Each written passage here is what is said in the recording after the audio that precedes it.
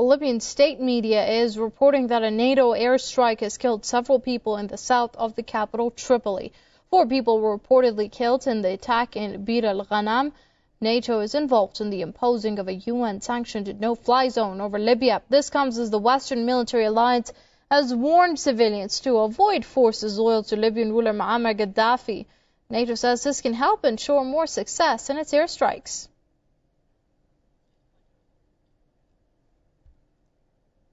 Well, to discuss the situation on the ground a bit further, we're being joined by author and historian Dr. Webster Griffin Tarpley from Maryland on the line. Many thanks for joining us here, Dr. Tarpley, on Press TV. Now, first of all, I'd like to get your reaction to NATO saying that civilians should avoid forces loyal to Libyan ruler Muammar Gaddafi in order not to get killed. Is that a viable solution to the problem on the ground? I think it's an example of the Orwellian absurd rhetoric coming from the NATO headquarters. Obviously, the NATO air raids are killing large numbers of Libyan civilians. They've killed them on both sides now. They've killed rebels, they've killed Gaddafi loyalists, and also they're also intervening in a civil war, right? The destruction of Gaddafi's tanks and other forces has now prolonged a civil war. If it hadn't been for the NATO intervention about a month ago, this entire thing would be over. The civil war would have come to a halt. Right now we've got a situation where the question of the safety of Libyan civilians is essentially the new weapons of mass destruction issue. And by that I mean in 2003, to justify the attack on Iraq, the Bush-Cheney administration was yapping all the time about WMD in Iraq, Saddam Hussein, and so forth. Now the litany we're hearing is Libyan civilians, and there simply is no proof that any such massacres are going on.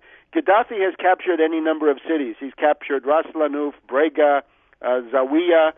There's no evidence of any massacre in any such cities. What we do have is evidence of massacres by the rebels, massacres of black Africans, be they from Chad or Mali or Sudan or Somalia, who have been in Libya working as foreign workers in the civilian economy.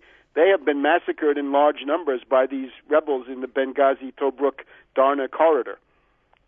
Well, Dr. Tarpley, in its campaign to impose the so-called no-fly zone over Libya, we've seen the UN mandate being stretched. As far as we can tell right now, Italy said it will send 20 military advisors into Libya.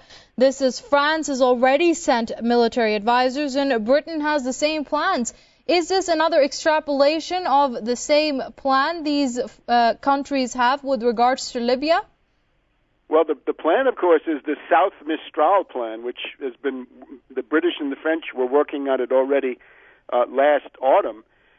There's very good evidence that a boatload of U.S., British, and French combat advisors arrived in Libya sometime around the 23rd or 24th of February. So for about 2 months, we have had CIA, SAS, special forces people from the imperialist powers on the ground. I think that the difference now is that the British, French, and Italian advisors are going to be taking command of these so-called rebel forces. In other words, they're going to become colonial regiments with foreign officers telling them what to do. The rebels are openly calling in NATO airstrikes on their own country, and now we have from the rebel council there in Benghazi a call for a foreign invasion. They're literally demanding the occupation of their country by foreign troops in a military operation, a war that is going to kill even more people than we're seeing right now. I can tell you here from Washington, the American people are sick of war, sick and tired of imperialist adventures. The consensus is growing here to get out of this and let the Suez coalition, the British and the French of 1956 vintage, let them fend for themselves. Right, but will the U.S. let this coalition take the lead as far as Libya goes, or do you think the U.S. is too far deep into this whole mess? The notion that the U.S. is not the motor force in this, of course, is pure propaganda, pure window dressing, pure public relations. The United States has been the nerve and fist and the heart and the brain of this thing from the very beginning.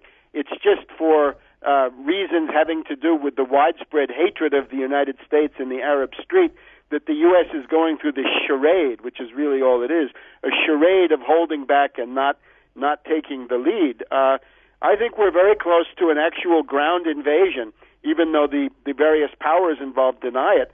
The entire logic of this goes to the fact that Sarkozy, Obama, and Cameron have now bet their demagogic political standing on getting rid of Gaddafi. They hate him in the same way that Anthony Eden hated Nasser in 1956. They're probably beside themselves with rage that he's still in power.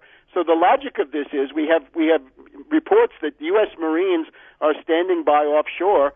Very likely that there'll be a U.S. ground invasion and a slaughter of Libyans, and that will lead either to likely to lead to a situation like Somalia, right, with a guerrilla war going on.